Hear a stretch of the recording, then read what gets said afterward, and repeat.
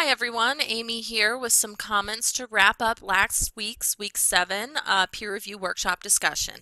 I know several of you have already started working on your two discussions for this week, so great job with that. But I'm going to focus mostly on what we did last week here. Just a quick tip. So for this week, we do have our to-do list posted here in the news. Make sure you're completing everything that you need to do this week, and you do have your campaign analysis blog due Friday, and then a postscript for it due Sunday, so don't forget about those requirements, as well as familiarizing yourself with the new essay that we'll be working on for the remainder of the semester, the academic argument. So go ahead and review those materials. And then I've also posted here about some of the topics that you could choose from, which corresponds to your open discussion for this week. So I'm interested to see what you all are going to be researching. Let's jump into our discussion from last week. Overall, it was pretty productive, but we did have some hiccups in terms of especially the comments that you provided to your classmates and the reflections at the end. But I'll talk about those things in just a few minutes. First of all, I just want to address what I saw in the rough drafts as a whole. I already touched on a lot of this in my midweek update last week, but I just want to pull out some things that I think are working really well in 5 minutes of fame here, and hopefully you all will be able to apply these strategies to your own essays.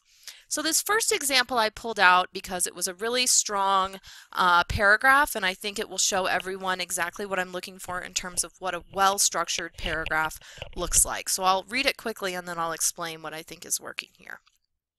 So this person says the visuals used appeals to the emotions of the audience throughout the ad. A connection to a teen audience is made by using a teen to narrate the ad. However, the way the ad is conducted, it is an effective approach to captivating all audiences of different age groups. The ad uses an emotional scene that's dark. The ad involves the teen's parents crying. The parents comfort and hold each other as the teen acts erratically by kicking the door and yelling from outside the home. As the parents leave the front room and simply just turn out the lights as to ignore the behavior, it makes for a sad sight to watch, adding to the emotional effect of the ad. These were the visual effects used to captivate and make viewers aware of the message the ad is conveying. The ad is dark, and with the use of the teen yelling and screaming, makes for the seriousness of the ad and sets the tone for the message. So this is a strong paragraph for several reasons. For one thing, it has a topic sentence, and it also connects back to the overall point being made at the end of the paragraph. So you can see it doesn't lose focus and kind of switch topics or change what it's talking about by the end of the paragraph.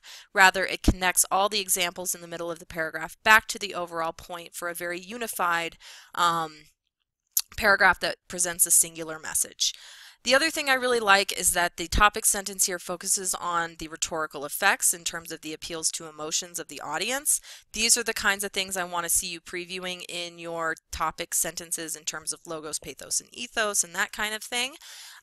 There is some summary in the middle of the paragraph. This is obviously paraphrase of what's happening in the ad, but instead of starting the paragraph with the summary is embedded within the paragraph, which puts the focus of the discussion more on the analysis, because the analysis point is what gets previewed in the topic sentence. If you were to reverse this and put the summary in the topic sentence, then you would have a paragraph that's much more focused on summary, and probably an overall essay that's much more of a summary than an analysis. So make sure you're doing what this writer is doing and putting the analysis points at the forefront of each paragraph in your topic sentences, and then just providing examples of that throughout the paragraph and then wrapping it up at the end. The other thing I like is that the examples are not just provided and then left up to the reader to interpret. There's direct discussion of how the examples relate to the overall point that's being made in the paragraph. So we do get a couple of, again, examples through paraphrase, but then right after that, this writer directly discusses what the emotional effects of these examples are, instead of making the reader do that interpretation for themselves. So great job tying this all back to your overall point about the emotions of the audience here. So again, this is just an example of a well-structured paragraph. The next example I wanted to show you is an example of the delayed thesis that the assignment sheet is asking you to come up with at the end. So in your conclusion, you want to summarize all the analysis points you've made in body paragraphs and tie those to an overall culminating evaluation of the success or failure of the ad in terms of its persuasive purpose. So these are not from the same essay, so please don't think that this thesis relates to the previous point here. But what this writer says is, in their conclusion, this ad is ultimately effective in showing what BP has done to to right the wrongs their accidental spill has caused by using logical, ethical, and emotional appeals in their wording and imagery. And so looking back at this person's draft, their body paragraphs do follow this progression. First, a body paragraph about the logical effects, second, a paragraph about the ethical appeals, and finally, a paragraph about the emotional appeals with examples that relate to word and imagery within wording and imagery within those paragraphs, not the other way around. So you don't have to preview this thesis at the beginning. This is not our most rigid closed form structure that's top-down thesis based like the next essay will be. However, in the end, in the conclusion, you do want all those points to culminate on an overall evaluation that's tied to a recap of those points, and that's what we call a delayed thesis, and it's a very common strategy for journalistic and blog writing. So this person did that successfully. If you don't have the delayed thesis in your conclusion yet, make sure you go back, and if you're having a hard time coming up with your delayed thesis, that could be a sign that you're not unifying each of your paragraphs around one point, or that you might have some paragraphs that are mostly summary, and that can be a way to double check and make sure that you've covered all the different types of appeals and that sort of thing. So use it as an organizational tool when you conduct your revisions. And then finally, this last example that I pulled out is a reflection, and I wanted to pull this out because it's a really strong example of what I'm looking for in the reflections at the end of the week, and it's actually the only successful reflection that we had this week. So there were only 3 of you that did the reflections at all, and so once again I'm having to take away a ton of points for people who may have had a strong draft, really good comments to their peers, but you're just losing points and points and points because you're not checking in on Sunday night to do the reflections. It's really not that hard. It's probably the easiest part of the entire assignment, and yet people are just choosing not to, and it's being reflected in everyone's grades. The other 2 reflections that were posted besides this one were really just thank yous. So thanks for giving me the feedback. I'm going to change some things. And that's not really specific enough to show me what you learned or what your plan is for your revision.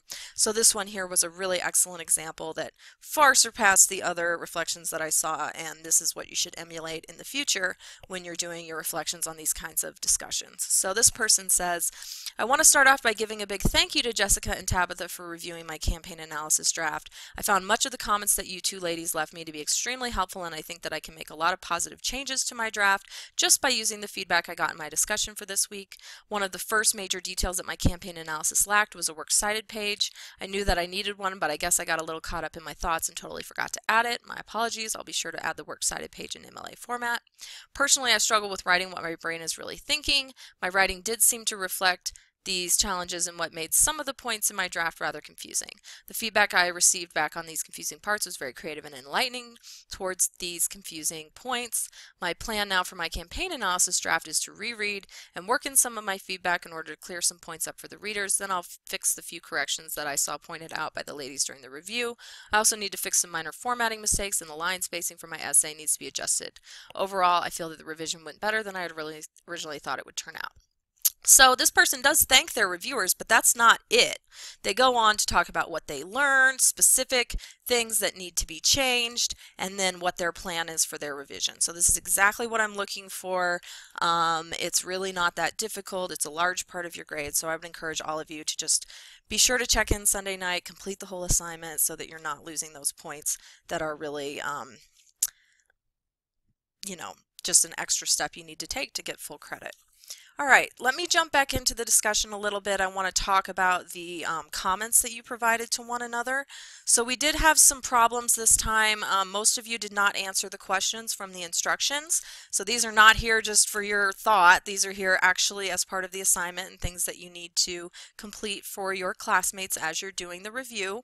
But even a bigger concern than that was that 2 people did not receive any feedback at all because 2 of you posted on someone's draft that had already received feedback, or at least someone had already kind of called that they were going to be providing feedback to that person. So make sure that you only review a person's essay who has not yet received feedback from anyone else, or who has not, so to speak, been called by someone else. So here's an example. Nikki posted her draft, and then Jessica posted very early that she would be downloading the analysis to review, and she actually got her review up there even before this next review, and then the person came in late and provided extra feedback. So because of that, one other person did not get any feedback at all. And then likewise, the very first essay here, Horatio had already called it, but since even though he didn't get his review up until after, this should be a red flag that David, you would want to review someone else's. And again, we had a couple of gaps in people who didn't get feedback. So if you did not receive any feedback from one of your classmates, Luke and Chris, I'll be working to get you some feedback of my own throughout the week, and hopefully that will still be of some use to you. In general, I thought that some of you did a really good job with the comments on each other's drafts. Amber's was a good example of one that, let's show you over here, had some specific suggestions in the text of the essay, you know, not just editing stuff, actual substantive comments, and then very in-depth answers to all of the 8 questions in the instructions. So that's definitely what I'm looking for when I'm awarding points. So make sure that if you're not following those guidelines, that you just make sure you do everything that the assignment is asking you to do in the instructions. So again, most of you lost points this week for not doing the reflections. A couple of you posted your comments late or didn't answer the questions at all. If you didn't get feedback from someone, I'll try to get you some of my own. If anyone has further questions about your draft or want some extra help from me, please send me an email and we can set up some kind of conference that way and I can help you. But otherwise, don't forget to turn in your final drafts, which are due Friday at midnight. And then I'll just review quickly. I want to go back to the to Unit 2, to the assignment sheet. Don't forget that there is a sample posted under content for Unit 2, so if you're struggling with how to execute that delayed thesis or how to work in your supplementary source or how to introduce the ad you're analyzing, the sample provides a good example of all of those strategies. And then don't forget the rubric that's attached to the assignment sheet.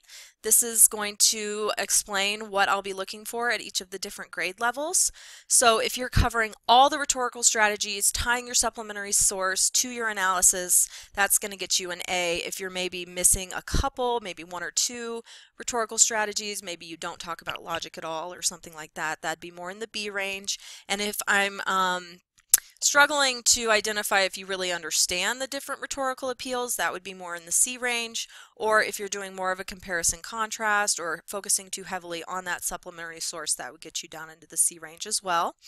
The next 2 columns are going to relate to your ability to have the points in your analysis culminate on that delayed thesis that I mentioned. So make sure that you are in the conclusion actually evaluating the ad based on the points that you've made in your body paragraphs, and that each of those points is organized into distinct paragraphs so that you don't have multiple points in one paragraph or one point that's broken up into multiple paragraphs. You really just want to tie in 1 point in each paragraph, sum those up in the conclusion and attach them to your evaluation there. So if you're doing that successfully, you'll be up in the A range. If you're not connecting your points to your evaluation, that would warrant a B, or if you've just got maybe some points that are out of order or you're lacking a couple of topic sentences, that would bring you down there as well. If you're having a hard time evaluating in the first place or don't focus on that evaluation hardly at all, that would be more of a C. And then don't forget the things that are required in your actual blog, and you do need to include a link to your blog when you post to the Dropbox so that I can go make sure that you've done these things correctly.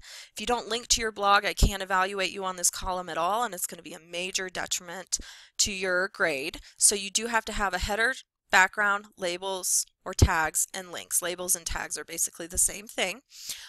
Make sure that your background color and your text color or your link colors don't interfere with one another, that your header is for the blog itself and separate from the title of the individual post. Don't forget the labels. Your link should be embedded. We shouldn't see any URLs or HTTPs or anything like that.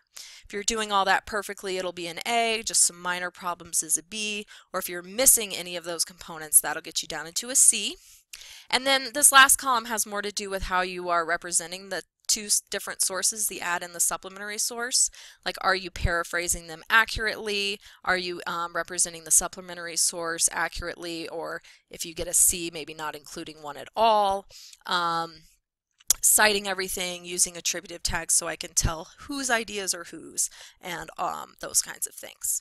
All right, so if you have any questions about the assignment or your discussion for last week, please let me know, but good luck as you get your final drafts turned in for Friday.